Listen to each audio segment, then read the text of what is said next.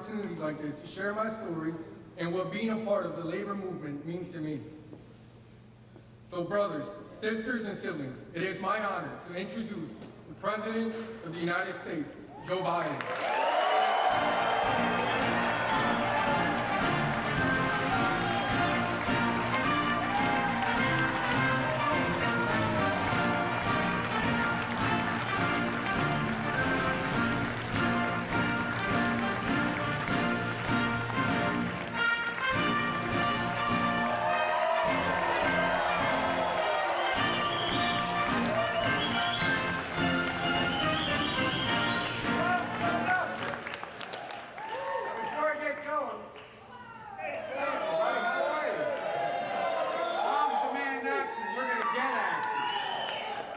Hey, you know what? His mom's watching, Tina. That's amazing. Tina, I don't know, I wish you were here, I could meet you, but they say they speak with a little bit of an accent, Southern Delaware, talk at you like this, you know what I mean? Look at that fellow, you say, you've done good with that. Congratulations, Mom. Congratulations. Thank you. Please have a seat. Well, you know, I don't know whether you know this or not, because of the previous president, Jimmy Williams, the only reason I'm standing here is you guys, not a joke, and when I was running with Barack, things were slowing up a little bit, and I asked for help. You guys got in a bus, and you're the reason why I'm standing here. I was vice president then, and I'm president because of you.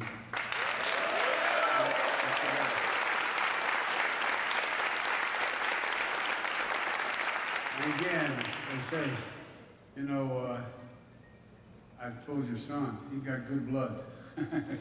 My dad would say. Thank you all very, very much. And it's great to be here with Josh Shapiro, I predict he's going to be one of the best governors in the history of the state.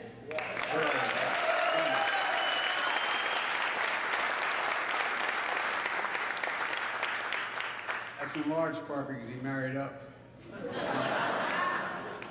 And I want to thank Congressman Brendan Boyle for the passport to get in his district. Brendan, you've been a great friend from the time we've been together. Thank you, thank you, thank you. By the way, he now leads the Democratic part of the Budget Committee. He's the guy that's going to determine whether or not my budget gets passed. But you know, while we couldn't be here, I want to thank Jim Kennedy, who's a good friend, the mayor of Philadelphia, and two great senators, great close friends, Bobby Casey and John Fetterman, who will continue to deliver for people of Pennsylvania, I believe. John, if you could hear this at all, we're with you, pal. We're with you.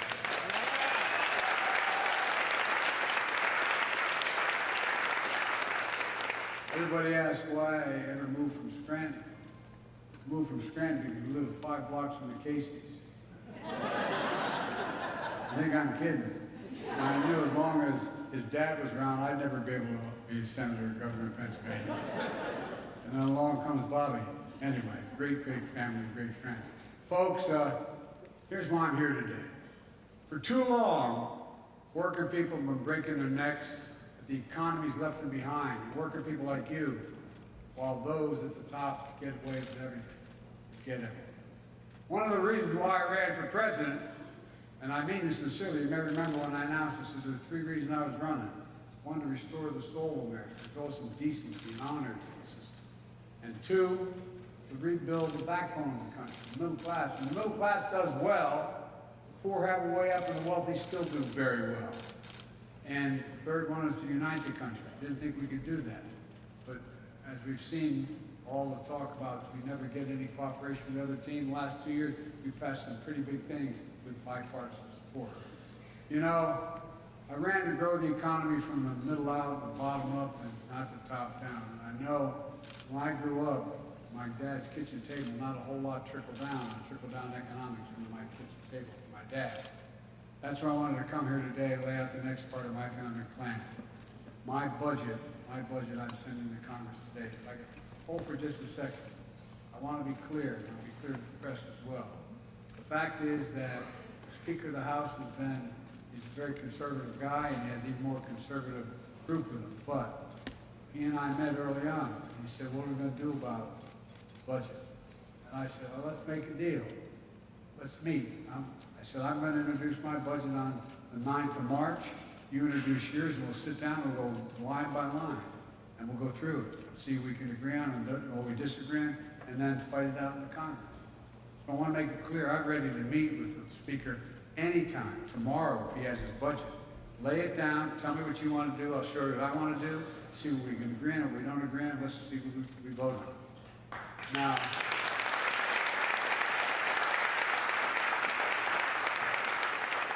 I'm not going to lay out the entire budget, that would take the rest of the day.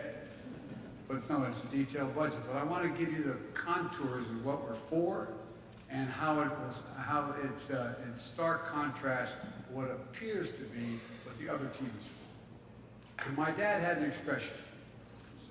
Someone would come up to my dad and say, let me tell you what I value. My dad would say, no, show me your budget, I'll tell you what you value. No, I'm serious. My expression my dad would use, show me your budget, I will tell you what you value. Well, folks, let me tell you what I value with the budget I'm releasing today. I value everyone having an even shot, not just labor, but small business owners, farmers, so many other people who hold the country together who've been basically invisible for a long time. So at the end of the month, after working like the devil, they just have a little bit more breathing room, my dad would say. After you pay all your bills, you're sitting at a kitchen table writing out the last bill, you have just a little bit of breathing room. So my budget reflects what we can do to lift the burden on hardworking Americans. And there's more than one way to do that. And that's what brings us down to everyday cost. How much do things cost? Not just whether we brought down inflation 7 months in a row. We're going to whip it. But in the meantime, there's other ways to take what is inflation in your budget. I won't embarrass them by pointing out, I don't have permission, but I just met a woman who has health care costs that are $600,000 a year, $7,000 a month. Well, guess what? How can you possibly deal with that? Well, we just dealt with it, by the way. We just dealt with it. For example, prescription drugs. We pay more for prescription drugs in America than any other advanced nation on earth. We say it again. In the United States of America, for whatever prescription drug you're buying, you're paying more than any other nation on earth, advanced nation. We're finally beginning to change that. I've been fighting that for over 30 years. Because of a law that I worked on for decades, and that I just signed last year, we took Big Pharma on, and we won. For the first time in America.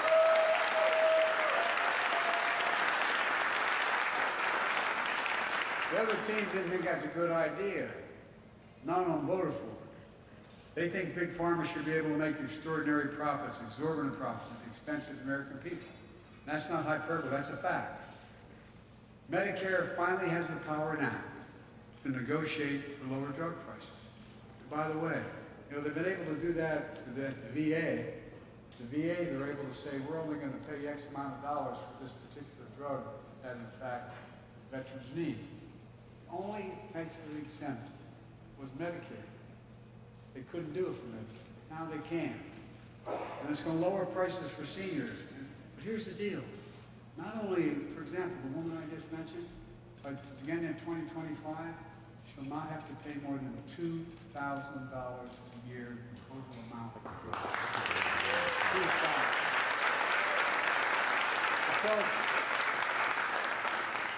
Folks, it's not just going to save people's lives, it's going to save people money. So they don't have to go bankrupt and try to stay alive. It's going to save the government. It's going to reduce the deficit.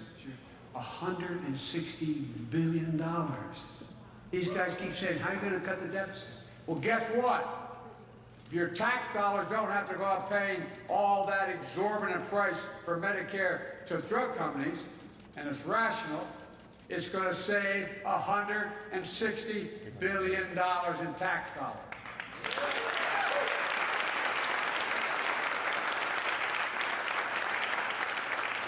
Millions of Americans have diabetes. They need insulin literally to stay alive. Woo!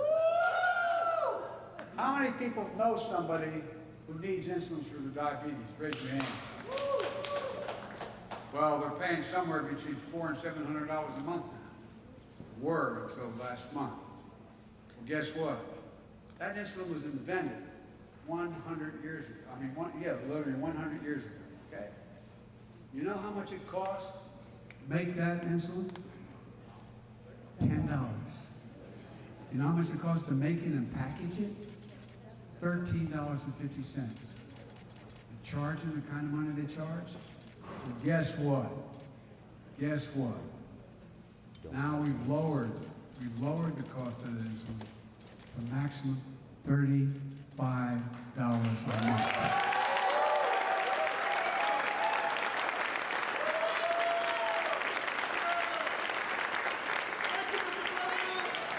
I was at a town meeting in Northern Virginia last year. A woman stood up and she was a little embarrassed to speak. She said, I have 2 daughters with diabetes and I can't afford the insulin. And she talked like that. She said, and we have to split it sometimes. Can you imagine looking at your son or daughter and knowing you don't have the money to pay for the insulin to keep them alive and healthy? Not a joke. Talk about being deprived of your dignity. Well, not anymore. Seniors on Medicare don't have to pay more than $35 a month. And guess what? Well, not only I thought we should cut it for everybody to $35 a month. But my friends in the other team knocked it out. I didn't have the votes. I lost by a couple votes. Well, guess what? Capping the cost for everybody at $35 a month, especially those 200,000 children with type 1 diabetes. Well, here's what happened. Eli Lilly, one of the world's biggest drug companies, just announced it's capping the cost of insulin at $35 a month. Now, how are the rest of these folks going to charge more than that when you can go to Eli Lilly and buy it for $35 a month? So folks, it's going to save a lot of lives, but also it's going to give parents back their dignity. They've been deprived because they can't take care of their kid for something that's so basic and so important. But again, the MAGA Republicans want to take away the law. One of the things they've announced, they want to do away with the Inflation Reduction Act. Okay, well, we have a difference in budget ideas, man. More than budget ideas, but anyway. By the way, how many people, maybe even some of you know people who stared at the ceiling last night wondering, God forbid, if I get pancreatic cancer, my wife gets breast cancer, something happens, what's going to happen? How are we going to pay the bills? I could tell a story. My dad would probably be mad if I tell him were he alive. We lived in a 3-bedroom split-level home. Nice, I mean, it was a nice home. We were a middle-class family with 4 kids and a grandpa. And the bed my headboard was against in the room with myself and my 2 brothers was against the wall of my dad. My dad was really restless. You could hear it one night. You could hear the bed. And I asked my mom the next morning, what's wrong with Dad? She said, his company said no more health insurance. They weren't going to pay for it. Well, guess what? A lot of people are lying in bed at night wondering what they're going to do. They're going to have to sell the house. What do they have to do if one of them gets really sick? Well, thanks to the American Rescue Plan, which not one single Republican voted for, but I signed in the law as soon as I got to office, millions of Americans, or millions more have enrolled in the Affordable Care Act, saving an additional $800 a year for better coverage and better prices. My budget's going to make those savings permanent. I've passed them up till now, but they'll expire if I don't get them done again. My MAGA Republicans all voted to get rid of the Affordable Care Act. They voted to get rid of it over 50 times since Barack passed it. Over 50 times. Shame on them. Well, it is. I think it is shameful. Folks, no one can deny we have a climate crisis. So, we've seen more land, for example. I've been in more helicopter rides these last 2 years, particularly from Arizona all the way up to Idaho, all the way on the West Coast. More forests have burned to the ground than the entire state of Maryland, the entire size of the state of Maryland. Look what's happening. The Colorado River has become a creek. You have all these environmental problems that are so profound, they're hard to deny. And people are seeing them now, along with extreme superstorms and droughts. That's why I took the most aggressive action ever in all of history in any country to take on the climate crisis by lowering your home energy bills, which MAGA Republicans voted for. We've now gotten to the point where it's cheaper to generate electricity from wind and solar than it is from coal and or fossil fuels. And I'm from Scranton. Okay, I'm not against coal per se. A lot of people made a living on that way. But we're providing incentives for folks to make the transition. So here's what we're doing. We're providing you with a tax credit and rebates if you're buying new energy efficient appliances. Heat pumps, the new heat pumps. It can heat the whole damn house. No, I'm serious, not a joke. Well, if you need a heater and you need to buy one of those heat pumps, you get a tax credit for doing it. And water heaters, tax credit to weatherize your homes with better windows and doors. I gathered together leaders from American Auto Workers in the South Lawn of the White House, all American manufacturers. And it was a year and a half, well, 2 summers ago. And guess what? They all agreed within the next month, came to me and said, we're going to go all electric. We're going to go all electric. And that's going to save billions of gallons of gasoline burning into the air. It's not only going to save the environment, it's going to help create really good paying jobs. We're providing tax credit for folks who buy electric vehicles to encourage them to do it. We're still going to need combustion engines. We're going to still need oil for the next 10 to 15 years. All of a sudden, they're not all going to go away. Well, all this is going to lower energy costs for families on an average of $1,000 a year and create good paying union jobs.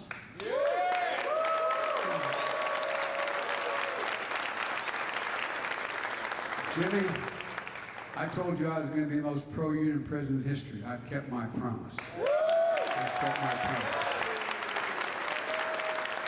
And by the way, when we're talking about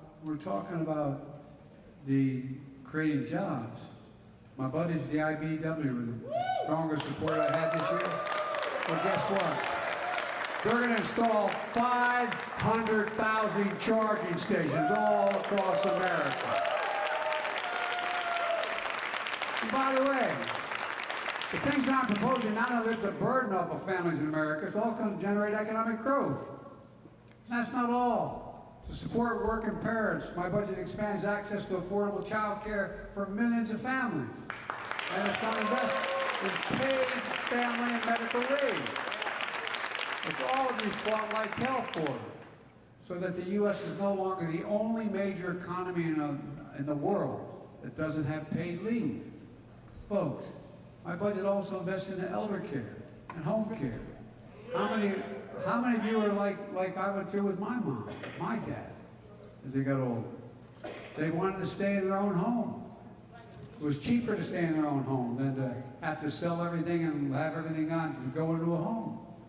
Well, fortunately, I lived close enough and they could move in with me. But my point is, it's cheaper if we in fact provide for the ability for them to stay in their homes. It's not only right thing to do, but it's cheaper on the taxpayer. All the things are going to help folks go to work, generate economic growth in our nation, and still take care of their families. The point is that every time I talk about things, people talk about it like this is an overwhelming burden on the taxpayer. It's going to save money for the taxpayer. No, it really does. Save money for the taxpayers. And generate growth. That's how the economy grows. That's why I was able to create 12 million new jobs in 2 years. More than any president in American history has created in 4 years. We've done in 2 years what no president's done in 4 years. Because of you. But the point is, it's good for everybody. Not hurting anyone. My budget also restores the child tax credit. You know, when that was in place during the pandemic, guess what? Child poverty was cut in half to the lowest level in all American history. And guess what? Because moms were able to go to work. Moms were able to go out there and make a living. Folks, we can reduce child poverty and increase child opportunity. Again, it's going to help millions of parents go to work, knowing that children are being taken care of. And yet, only a few of my Republican friends support it. My wife Jill, who's a Philly girl.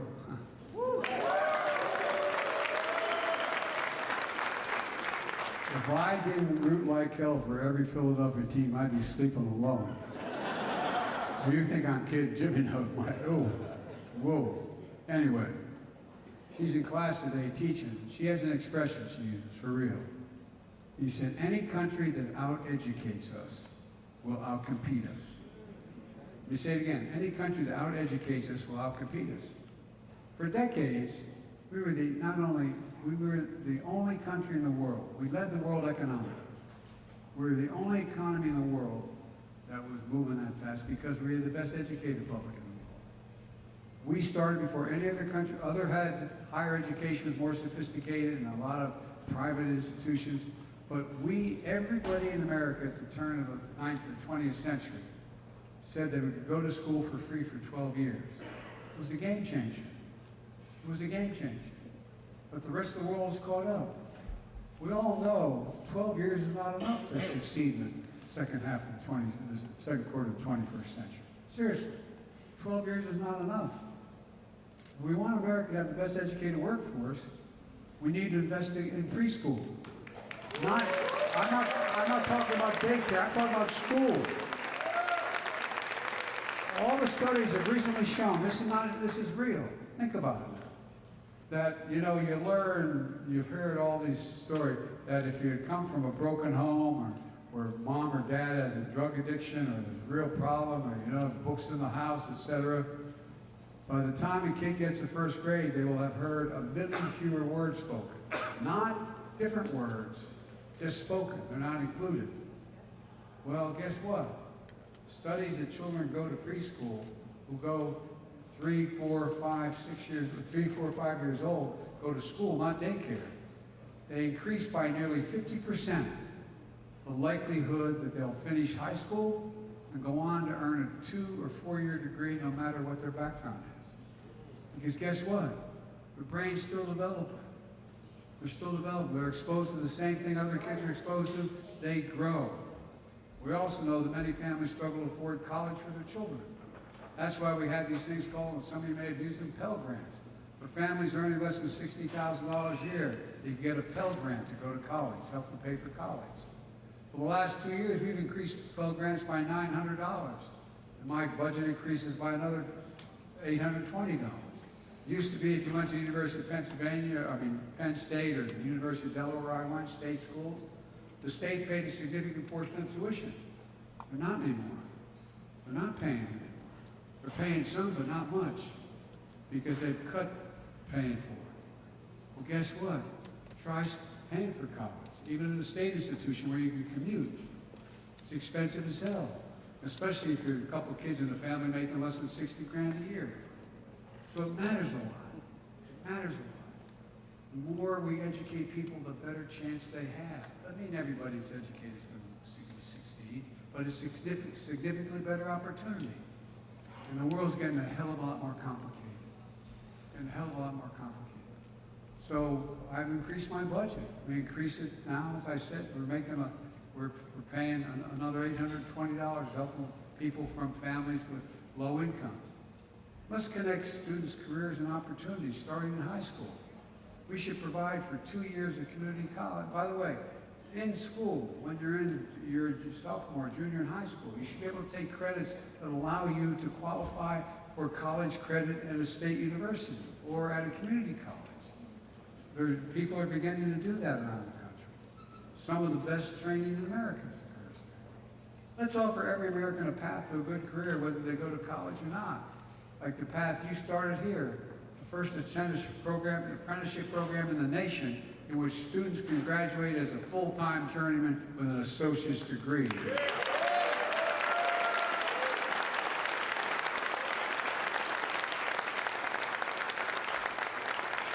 In the past 2 years, we've created, as I said, 12 million jobs, more than 2 years than any president's done in 4 years. I don't have to tell the union workers here that includes 800,000 manufacturing jobs in 2 years. 2 years. We've also seen more people apply to start small businesses than ever before. Not just unions, it's small businesses. People are now, more people. What's someone making an application to start a small business? It's about hope. It's about hope. In the last several decades, corporate America things began to change. I come from the corporate state of the world, Delaware. Literally, more corporations are incorporated in the state of Delaware than every other state in the United States combined. It used to be, when I was in high school, when I first got started, those corporations had some greater social responsibility. They paid higher taxes. They actually saw to it that they trained their employees. They don't train them anymore. When I was vice president, I met with the Secretary of Commerce, and we met with 300, don't hold me the exact number, 347, 46 CEOs. So what do you need most? You know what the overwhelming request was? Better educated public. Well, guess what? Back then, they used to educate their workers. The DuPont company buy a new industry, they would educate them how to do it. They don't do it anymore. And one of the other things started happening 3-4 decades ago. American companies started to ship jobs overseas. Why? Cheaper labor. They'd go where they could find the cheapest labor in Asia or Africa, wherever it was. And they'd bring home product made. Well, guess what? We're going to export product and bring jobs home. That's what this is about. I'm not joking. Where is it written? Where is it written that America can't lead the world again in manufacturing? Never underestimate what America can do. We can do anything we set our minds to. And we know that. We have the world's leading economy. We have the world's best roads, bridges, ports, airports. When we were back leading the world, we used to have the best infrastructure on earth. But the world caught up. You know where we rank in terms of quality infrastructure in the world?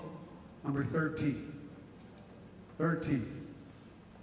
That's why I signed the bipartisan, this was bipartisan, Republicans joined us, the bipartisan infrastructure law, the most significant instrument and investment to modernize our infrastructure in nearly 70 years, since the Eisenhower.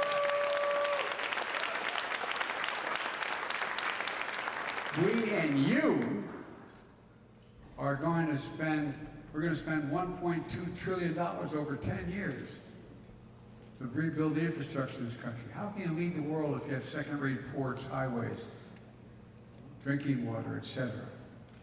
Instead of Infrastructure Week, which became a punchline with the last guy, remember every year there's going to be Infrastructure Week? Well, we got Infrastructure Decade.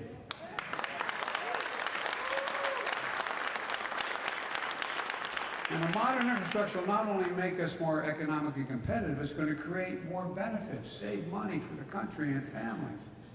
We're going to replace every lead pipe in the United States of America so children can drink water, 400,000 schools, 6 million. We're going to make sure that they're not drinking poison. For real. Every American. It's going to create thousands and thousands of jobs. We're delivering high-speed internet to every home in America, so no parent has to drive up to the McDonald's parking lot to help do their homework with their kid because they can't get on the internet. Every single person will be able to do that. But here's the deal. I've been criticized for this next piece. I've probably been criticized for a lot before that, too, but for this next piece. The deal is, when we do these projects, we're going to buy American. Here's the deal. Back in 1932, we passed a law that's consistent with international trade that when you give a president money, when they pass legislation and say, Mr. President, go build a new aircraft carrier deck. They said you should buy American. You should use American products and American workers. Well, no one paid a lot of attention to that. They said, well, if it's 40%, it's okay, and so on. Guess what? I made sure it's a minimum of 60%, and we're going for 100%, and we're creating a whole hell of a lot of jobs.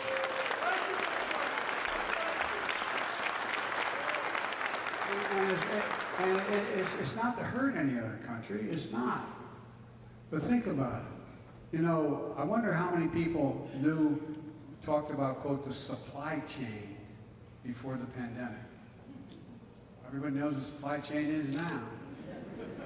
Well, guess what? The reason why we stopped making cars for a while, they became so expensive, we lost the supply chains for computer chips. Because we invented in America, we miniaturized them, we made them better, and guess what? They went all overseas. In Southeast Asia, other places. So when the pandemic hit them and they had to close down, we had no access to computer chips. You can't make an American automobile without those chips. You can't make a refrigerator without those chips. You can't make a cell phone without those chips, and so on. So, and I've spoken with my European friends, the heads of state, to make clear to them, we're not trying to deny them anything. But here's what we're going to do. We're going to be at the beginning of the supply chain, not the end of the supply chain. So, folks, all the construction materials used in federal infrastructure projects could be made in America. Lumber, gas, drywall, glass, fiber optic cables.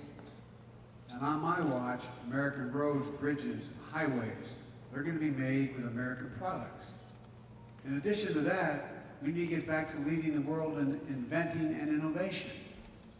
Now, we used to spend 2% of our entire gross domestic product on innovation and science. We now do 0.7. What I proposed was the thing called the Chips and Science Act, to make sure America leads the world in innovation, especially in manufacturing those semiconductors. These are those small computer chips the size of the tip of my little finger that power everyday lives.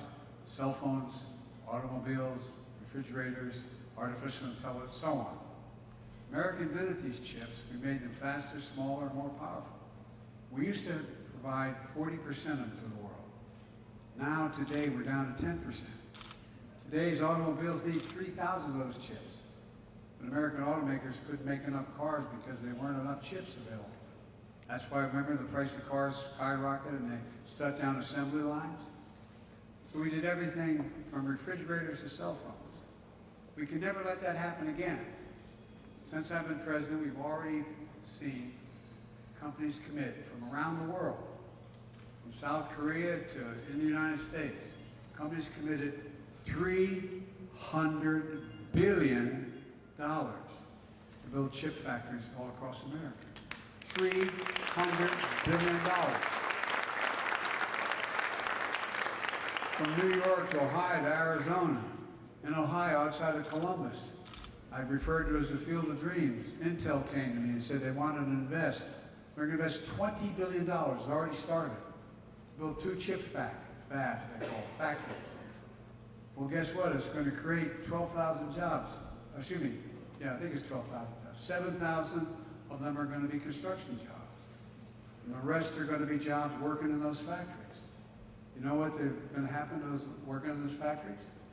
You don't need a college degree to work in those factories. The average salary is going to be $130,000 a year. So, folks, but my budget's about more than chips. It's about science as well. Like I said, we used to do 2% of our gross domestic product. We're doing research and development. Today, it's now less than, we're getting closer to 1%, but it's less than 1%. We used to rank #1 in the world in research and development. You know what we rank now? Number 9. China was number 8 a decade ago. Guess what? They're now number 2. Number 2. This new law in my budget will deliver funding to help us lead the world again. My budget also invests in critical issues that matter to families. Increasing the supply of affordable housing, lower rental costs, and make it easier to buy a home, all of which will generate economic growth and prosperity. I said to my introducer, he said, I bought a small home and I worked on it. I said, guess what?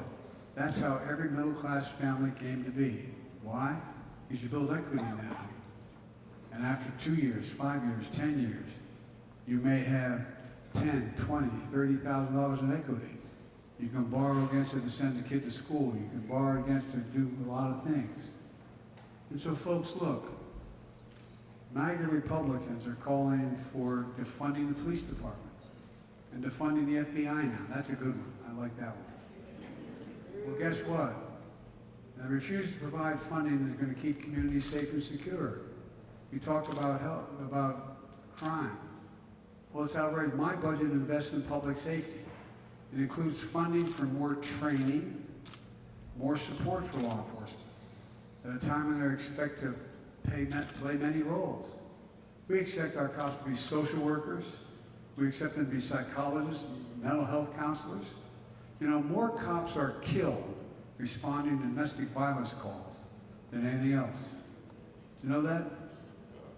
Well, folks, I don't want to defund them. They need more help. We don't expect a cop to be everything from a psychologist to a counselor. These departments need more investment in this kind of help. And we're going to fund proven strategies for accountable and effective community policing so cops know the communities they serve. The communities know them. We've got to get cops back on the street. Back on the street in the communities they know. Where they know the people, where they stop in and they know the guy who owns the liquor store. They know the preacher who runs the local school, the local ministry. They know the person who runs the local grocery store. When we did that in the Biden crime bill, crime just plummeted because they know folks. I remember I was in Wilmington. My son used to be the Attorney General of the state of Delaware.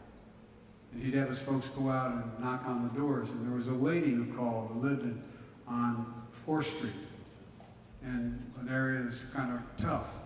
She was had rented one of these old Victorian homes, you know, the kind that have an outcropping on the corner of the. And she could hear the gangs below getting ready to do what they're going to do. But she's scared to death to call anybody because she knows if they found out it was her, they'd be back. So my son made sure the cops gave their phone numbers to the people in the neighborhood, with a commitment they'd never say where they got the information. And guess what? Violent crime dropping. She could pick up the phone and call and say, they're outside. I can hear them. They're talking about this we're going to do. Cops need help. There's some bad cops, by the way. What we did, my Justice Department just did in Louisville, Kentucky, was long overdue with those suckers. And by the way, how many cops you know like bad cops? I don't know many. Not a joke. We're going to provide 100,000 more community policing officers nationwide and invest in tens of thousands more school nurses and school counselors and mental health help.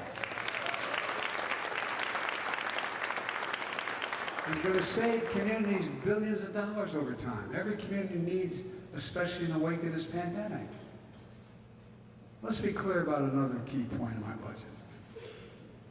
I guarantee you, I will protect Social Security and Medicare without any change. Guaranteed. I won't allow them to be gutted or eliminated, as MAGA Republicans threaten to do. MAGA Republican proposal is not an answer. On Social Security, my budget will not cut benefits, and it will definitely won't sunset programs like some of my MAGA Republican friends want to do. It'll secure Medicare through 2050 and beyond, ensuring that the vital program keeps going strong for generations without cutting a single penny in benefits. And by the way, did you all happen to see any of the State of the Union address? Well, yeah, well, those folks who stand up there and liar, liar, Biden's a liar. That gentle lady from the state of Georgia, Mountain. Well, no, I didn't say it for that reason, but here's the deal. They said lie. I said, well, let me ask you, How many of you out there commit you won't cut Medicare or Social Security? And they all stood up and raised their hands and said, we won't do it. Well, guess what? They're all on camera. I'm counting on them keeping their word. But just in case they don't, I'm around. Anyway, now my budget's going to give working people a fighting chance. It's going to create good paying jobs. And we can pay for these jobs by reducing the deficit. Two ways. Like, for example, cutting $160 billion in Medicare expenses, one. But we also have to ask the wealthiest and biggest corporations to begin to pay their fair share. And cutting subsidies for special interests. And by the way, in my first 2 years in office, his first 2 years, I brought down the deficit a record $1.7 trillion, more than any president has in American history, while doing all the rest of this stuff. Down. And the budget I'm introducing today is going to reduce the deficit by nearly $3 billion, over $1 trillion over 10 years. Another big disagreement with my MAGA Republicans, and by the way, this ain't your father's Republican Party. There's a lot of really good Republicans. There really are.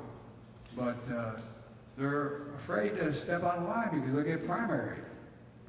And they'll lose elections.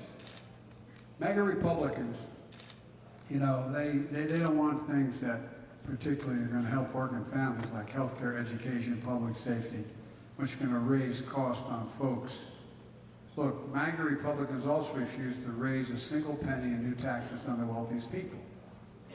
So now let me ask you I mean it sincerely, you don't have to if you feel self-conscious about it, but raise your hand. Anybody who thinks our present federal tax system is fair, raise your hand. No, I'm not joking. People making $400,000, you don't think it's fair. You know, we found that in the year 2020, when I got elected, 55 major corporations and the Fortune 500 companies paid zero in federal income tax on $40 billion in profit. So I insisted on a horrible thing to burden on them. I introduced legislation making sure that they had to pay a minimum of 15%. 15% to corporations. Just 15%. That's less than any of you pay. Well, guess what? We did those things to grow the economy, create jobs, again, working class folks with fighting chance. That paid for everything and still allowed me to reduce the deficit. Just begin to pay your fair share. That's why I'm fighting for another proposal. When I got elected, there were roughly, don't hold me the exact number because it varies, around 650 billionaires in America. Now there's over 1,000. You know what the average tax they pay, federal tax? 3%. T-H-R-E-E, 3%. No billionaire should be paying a lower tax than somebody working as a school teacher or a firefighter or any of you in this room. So my plan is to make sure the corporations begin to pay their fair share. It used to be 35%. We cut it down to 21%. I think we should be paying 28%. It's going to be a real fight in that. We should be paying more than 21%. Let me be clear, under my plan, and I made this commitment when I ran, I haven't broken it yet, I never will. No one making less than $400,000 will see a penny in federal taxes go up. Not a single penny. Now, why did I do it $400,000? Because I doubt anybody here makes $400,000. I did it to make the case that I'm not going after anything remotely, any ordinary folks, because they're paying their share. We're also going to save billions of dollars on going after criminal who commit fraud. You know, a lot of people are saying to me that they don't like the idea I'm prepared to forgive up to $20,000 if you got a Pell Grant, or $10,000 for anybody who has a student loan during the recession.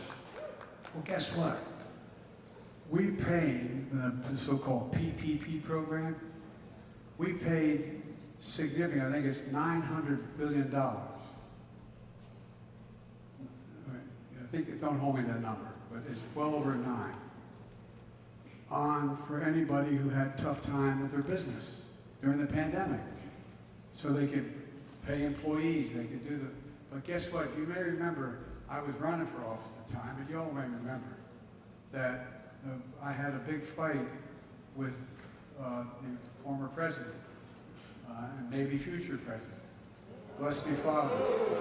Anyway, no, all kidding aside. And here's the deal.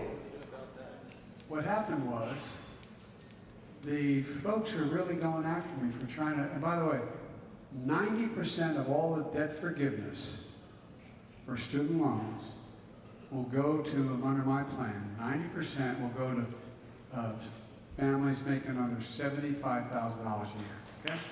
90%. But here's the deal.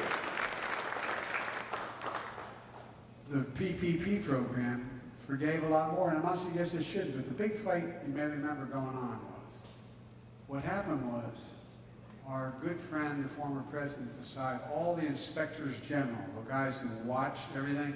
I did a major program under Barack Obama. He asked me to dealing with the deficit reduction plan and whatnot. And guess what? I had all these inspectors checking every decision I made to make sure they were good. He fired them all. I said, you shouldn't do that. Well, guess what? Now we're finding out there's billions of dollars stolen. So my Justice Department is now going after them. We're doubling down on prosecuting criminals who stole relief money meant to keep workers and small businesses afloat during the pandemic. And we're going to triple our anti-fraud strike force, double the statute of limitations so we have more time to go after these guys, crack down on identity fraud and criminal syndicates who stole billions of dollars from the American people. And the studies show for every dollar we put into fighting fraud, taxpayers get back $10. 10 times as much. And let's get something else straight. My budget cuts wasteful spending by getting rid of special tax breaks for big oil companies who made $200 billion in profit last year in the midst of a worldwide recession. $200 billion. And folks, over the last 2 years, we made a lot of things, a lot of progress with Republican help as well. Sadly, from what I'm hearing, House Representatives these days, they're suggesting that cooperation may have come to an end. That's why I talk about the MAGA Republicans. This is not your father's Republican Party, as I said before. MAGA Republicans are threatening to default on the national debt. Keep talking about the national debt, the $1 trillion debt. It took 200 years to accumulate that debt. It's not recent debt. This is all the debt that's been accumulated interest on the debt for over 200 years. And by the way, President Trump, when he was president, in 4 years, he increased the national debt by 25%. Just in 4 years. Remember that multi-billion-dollar tax break? Did you get any of it? Raise your hand if you got it. No, I'm serious. So folks, 200 years to accumulate. It was added to that administration. 25% did it by himself. I met with the new speaker, as I said, of the House, on how we should proceed to settle our differences without jeopardizing the full faith and credit of the United States of America. We have never reneged on that debt. Now they're telling me if I don't do what they want, cut Social Security, whatever they propose, then they're going to renege on the debt. Every single major economic institution, conservative, liberal, says that will cause a massive recession, and put us in the hole for a long, long time. Well, folks, here's what I said. Instead of making threats about default, which would be catastrophic, let's take that off the table. Let's, as I said at the beginning, let's have a conversation about how to grow the economy, lower costs, and reduce the deficit. I just laid out the bulk of my budget. Republicans in Congress should do the same thing. Yeah. Then we can sit down and see where we disagree. Our Republican friends said they want to reduce the deficit, but they did the math. We did the math on what they've put forward so far. And our estimate, I'm happy to be proven wrong, my plan is to reduce the deficit by $3 trillion over 10 years. Based on what we know so far about their plan, it's going to explode the deficit by more than $3 trillion over the next 10 years. If I'm wrong, show me. I want to cut taxes They want to cut tax for the wealthy and large corporations. Take away the power we just gave Medicare to negotiate lower drug prices. Look, and that would, as I said, would cut the deficit significantly, $160 billion, just by doing that. And if they say they want to cut the deficit, but their plans would explode the deficit, how are they going to make the math work? What are they going to cut? As I said, in the State of the Union, you may have seen the back and forth of the MAGA Republicans and me. Through their shouting and unruliness, they seem to say they're not going to cut Social Security and Medicare. Well, like I said, well, what about Medicaid? What about the Affordable Care Act? What about veterans' benefits? What about law enforcement? What about aid to rural communities? What about support for our military? What will they make, how do they make these numbers add up? Here's the deal. If MAGA Republicans in Congress try to repeal the Affordable Care Act, Social Security, Medicare, Medicaid, I'm not going to let them. Folks, we haven't even talked about my budget for national security or intelligence and foreign policy communities. My budget makes robust investments in our military and defense. Let's see what the MAGA Republicans propose. And let's be clear where I stand. I'll not allow the cuts, the needs of the intelligence community or our military to help keep us safe. We're the greatest fighting force in the history of the world. And I'll not let the Republicans diminish our capacity to cut the benefits to our servicemen or veterans and their families. So, going on too long, and I apologize. Let me say this one more time. The MAGA Republicans are using the threat of default for the first time in history. They're risking America's health and security. It's dangerous. So let me close with this. My budget is about investing in America and all of America, including places and people and folks who've been forgotten. Amid the economic upheaval of the past 4 decades, too many people have been left behind or treated like they're invisible. Not anymore. I promise you, I see you. We've got work to do, but we made a lot of progress in the first 2 years. And families across the country are starting to breathe a little easier. But we got further to go. And I can honestly say, I have never been more optimistic about America's future than I am today. I mean that sincerely. As you can tell, I've only been around a few years. Like 400. Folks, let me conclude by saying, we just have to remember who we are. We're the United States of America. There's nothing beyond our capacity. I mean it. Nothing beyond our capacity if we do it together. So God bless you all, and may God protect our troops. Thank you, thank you, thank you.